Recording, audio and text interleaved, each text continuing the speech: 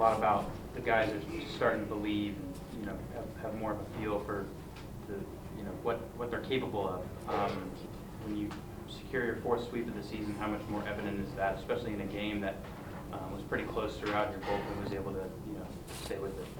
Well, I think they know that there's something special can happen because we're still not playing great, and I don't mean that tongue in cheek. There's still a lot of things that we got to get better at, and I think they understand that. So, and the fact that we're still winning games when there's so much that we can improve on still is a big lift for us, and I think they're mature enough in there to understand that winning's great, and we love that. It's a great feeling, but the momentum can continue to build, knowing that we still have a lot of room to grow as a team and get better at. So you combine those two things with continuing to put up W's against good teams like this, we feel good about it.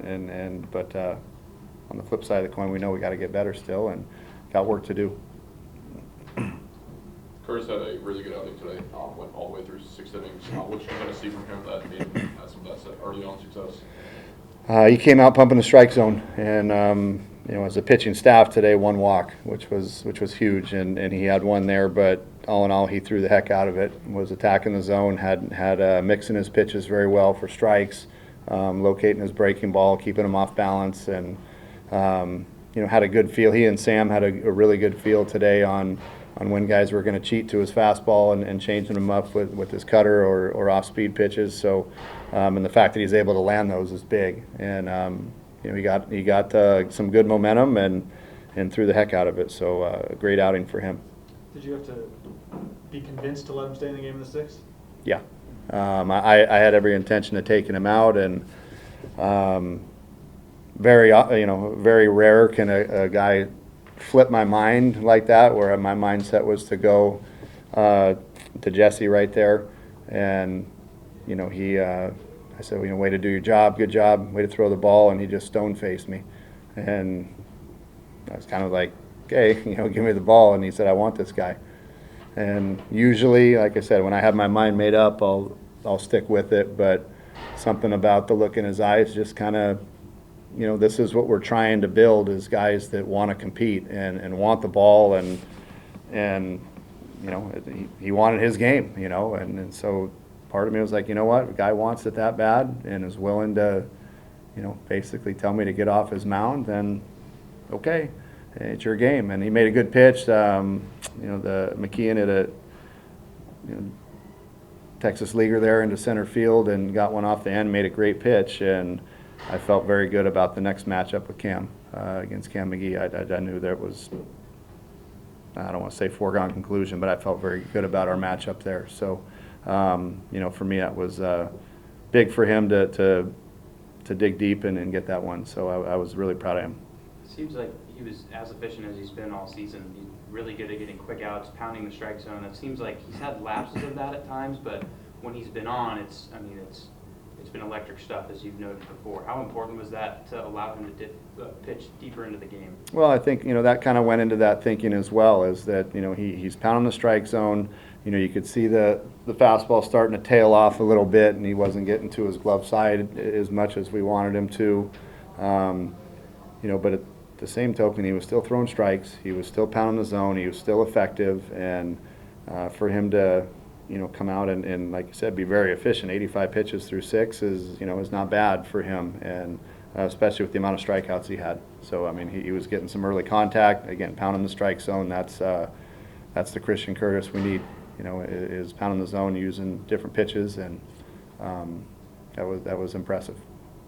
Yesterday, Will came in the middle of the game to DH and had a pretty tough at bat. I think on 3 pitches, had a couple swords. But today, obviously, it looked like he got a big weight off his shoulders there. What did you kind of see from him today, maybe at bat to at bat, that maybe can give us some confidence moving forward? Yesterday, his second at bat yesterday, hard ground ball up the middle. That's the first time I've seen him balanced through a swing in a long time. And he's been, the thing with Will is he can't get any better in batting practice and in the pregame work and even simulated games. He cannot get any better. And then when he gets in the game, he kind of reverts back to some old bad habits. And we're trying to trying to solve the mystery as to why that keeps happening. And you know, yesterday was the first time, like I said, in a long time that he's kind of stayed balanced through a swing and hit a hard ground ball up the middle. And they hadn't played perfectly, but I was hoping that was going to get through for his psyche and his confidence. But the fact is, he had a good at bat there, which was good. His first at bat, you know, was not a bad at bat. He was able to see some pitches, lay off some pitches that he'd been, you know, chasing lately, and had a decent at bat there, worked it to a full count, and you know, hopefully you can start to see some confidence brewing with him, and that was huge for not only him but to wake our team up a little bit today. And he goes deep there and puts us on the board, and I think the dugout was probably more pumped than he was. You know, just everybody wants him to get back going, get him going again, because we can certainly use him when he gets hot. He's fun to watch. So hopefully this is a step in the right direction for him. I hope he feels good about it. I know we as a staff were really happy for him today, so hopefully that continues. And the hard ground ball yesterday, was that kind of a decision to put it back in today? Is that all you needed to see, or was it a decision similar to Christian that he was kind of wanting the opportunity to get a second chance here today to start from the beginning?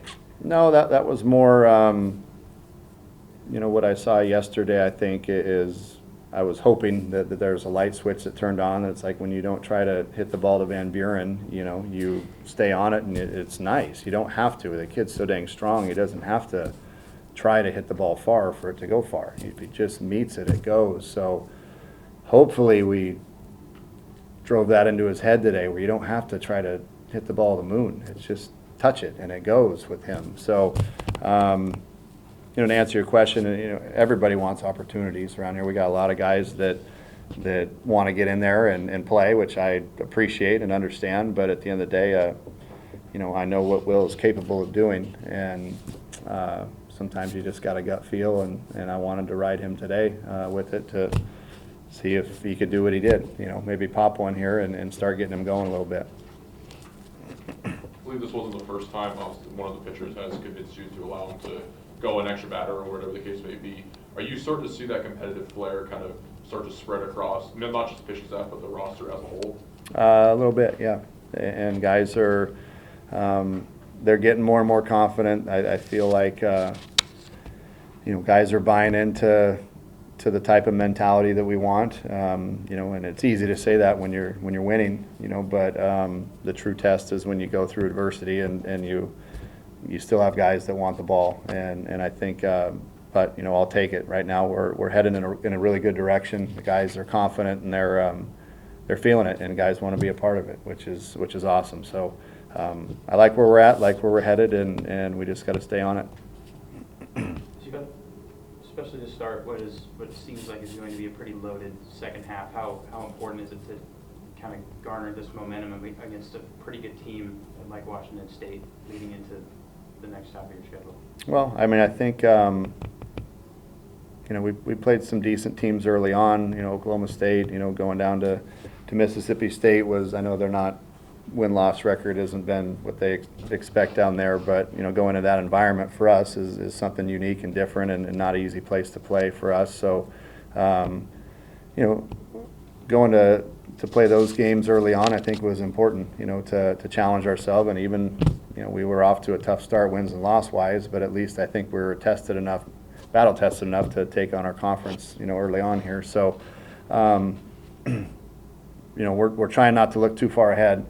We got a tough game coming up on Tuesday with our crosstown rivals, so that'll be the main focus. And then after that, you know, every conference series is going to be tough from here on out. We know that. Kind of going off that, fastest 10 conference wins in 2009, also the 4-season sweep. You know, does that does that make this any more meaningful for you? And what's that say about kind of what you and the staff have done this offseason and putting this team together that plays to the end every single night?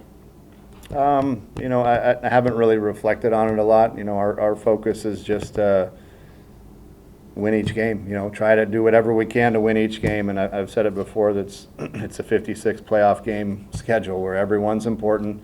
You know, the games that are, you know, quote unquote the weaker teams, those are the dangerous ones, because if you lose, that can screw up your whole season. So there isn't a game that you can take off. Every single one is important. We understand that.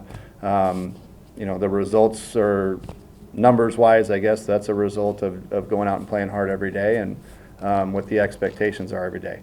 And, you know, the wins take care of itself. If you go out and play the way you're supposed to, the numbers and all that type of stuff will take care of itself. So as far as to answer your other question, I think, you know, we obviously worked extremely hard as a staff to try to build a team that was what we're expected of, and like I said, we're on the right track.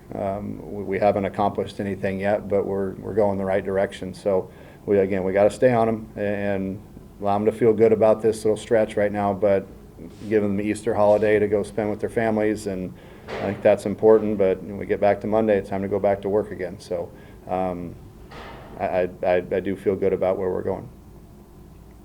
How fun is it in there right now? And obviously, when you're this hot, it's got to be a pretty good mood. Are you guys able to enjoy just the fun of a stretch like this, 17-19? Yeah, I mean, this is we are intense. I think anyone that knows myself and the coaching staff knows that we're intense, you know, and we don't like to lose and we like to win. But there are, you know, don't get me wrong, there are plenty of times where we go celebrate and have a great time with these guys in there, because that's, at the end of the day, that's what this is all about, is to enjoy it and have a great time. And you know, winning is definitely important, but at the end of the day, you gotta celebrate sometimes too, and let your hair down and enjoy it with those guys. And I'll be the first to admit, sometimes I think I'm more pumped up than those guys in there. So I enjoy it. I enjoy being around this group. They're a great group of kids, and they they're starting to feel something special going. It's got to be maybe easier said than done to just say that we got to take it game by game and things like that. But I mean, from where you were as a first-year manager last year to now, I mean, this turnaround has been pretty miraculous. Are you able to kind of just take a moment to at least just kind of realize, you know, sitting in the moment of what you've been able to do in such a short amount of time in your coaching career? And again, it's not cliche, but no, I haven't, because I know that although we're in a good spot right now, it doesn't matter. You know, it really doesn't. This goes for naught if we don't continue to get better and keep winning games. So you don't have time to get complacent. If you're not moving forward, you're going backwards. So you can't stand still in this game. It just doesn't work that way. Just when you start thinking you got to figure it out, you know, you get thrown a curveball and now you're scrambling to try and figure out how to win a game. So for me, no, I can't let my foot off the gas with myself or my coaching staff or any of these guys. It doesn't work that way in this game. This game will humble you real fast. So you got to stay on it, enjoy the hot streaks while you're on them, and keep pushing, knowing that we got to get better. But you know, I won't stop grinding to get better with these guys, because I know at the end of the day, if we want to get to where we want to get to, we have to get better still. We're not where we need to be yet, but we're heading that direction, but we're not there yet. So until we get there and until we're tasting champagne one day, I'm not going to be satisfied. Are you excited for a homecoming road trip to Seattle next weekend? Nah, I mean, I've been up there plenty of times. So for me, it's we got a big game on Tuesday. Once we get past that, then I'll start looking at Seattle. But yeah, I'm sure there'll be a lot of family and friends and relatives that go to that game. But you know, we got a tough one on Tuesday.